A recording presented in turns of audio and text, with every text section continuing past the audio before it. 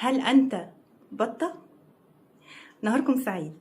متلازمة البطة، وهي المقصود بها الأشخاص اللي بيبانوا من بره هاديين ومتزنين، وقد تبدو عليهم علامات السعادة، ولكن هم من جواهم بيحاربوا في معركة أنت لا تعلم عنها شيء.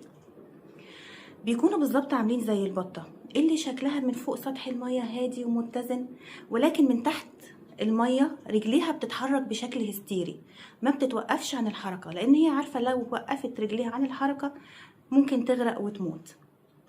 وفي دراسة أجرتها جامعة ستانفورد لقوا إن 87% من البشر بيعانوا من متلازمة البطة، ودي نسبة كبيرة جدا. فلو أنت ما كنتش بطة فأكيد في حواليك بطابيط كتير.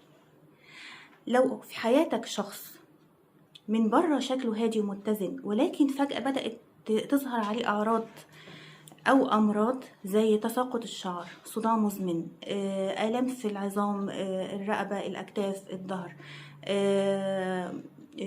آلام في القولون، فتأكد بنسبة كبيرة إن ممكن الشخص ده يكون بطة.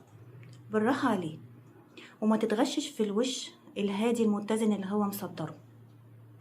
ولو انت بطة فما تقلقش خالص، ده مش مرض نفسي ولا حتى مرض عقلي، دي مجرد حالة نفسية. اسمح لنفسك انك تعبر عن الضغوط اللي جواك، لان انت ببساطة انسان، انت مش آلة.